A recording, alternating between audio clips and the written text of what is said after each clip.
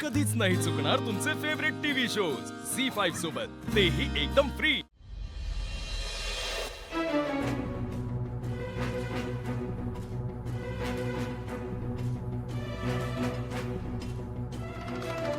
या डॅडी.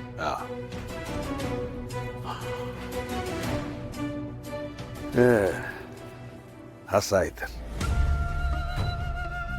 मला एक सांगा, ती घरात नाही हे तुम्हाला कधी न कसं कळलं? सकाळी अंथरुणात बघितलं तर तिथं नव्हती. घरात सगळीकडे बघितलं. डॅडी गावात पण शोधून आलोय, कुठंच नाही सापडलेली.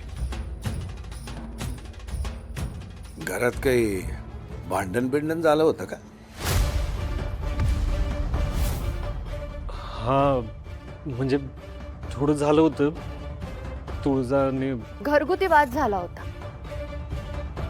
पण त्या रागात घर सोडून निघून जातील असं वाटलं नव्हतं. खरं सांगू का जावई बापू, ही तुमची काकी आम्हाला आधीपासूनच पटली नव्हती. आधीपासून आम्हाला वाटत होतं या बाईत काहीतरी गडबड आहे. म्हणून तुम्हाला सांगून तुमच्यात वाद कशाला वाढवा. त्यात तुम्ही तिच्यात तुमच्या आईला बघायला लागले कळल्यावर तर आमची हिंमतच झाली नाही बुवा. नाही, काकी चांगली होती. पुरी हे आमचे केस आहेत ना, ते उन्हात नाही पांढरे झाले. माणसं ओळखताना आम्ही कधी बी चुकत नाही. या तुमच्या काकीला का आम्ही आज ओळखतो का? या तुमच्या घरात तिने काय काय बांधगडी करून ठेवलं ते आम्हाला काय माहित नाही का?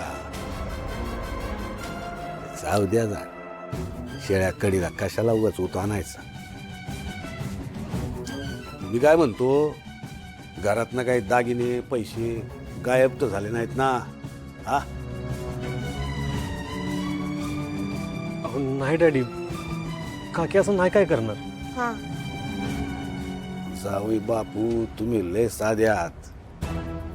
अहो काय कसं सांगू तुम्हाला आता, या पुष्पानं त्या बाजीनं तुमच्या वडिलांच्या शंकर तात्यांच्या हिशोबात किती वेळा गफलती केल्या होत्या. आम्ही किती वेळा त्यांचा चुकीचा हिशोब पकडलाय.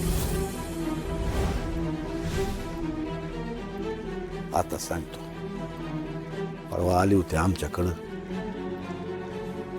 पैसे मागायला. तुला कशाला तर म्हणजे म्हातारपणाला आधार नको का? सगळ्या गावाला पैसे वाटत करता तुम्ही मला दिलं काय बिघडलं? इथं तुमच्या नात्यातली. नवरा गेल्यावर म्हातारपणी कसं होणार याची चिंता लागली होती तिला. मला तर वाटतं म्हातारपणचा बंदोबस्त करूनच पळाली ती.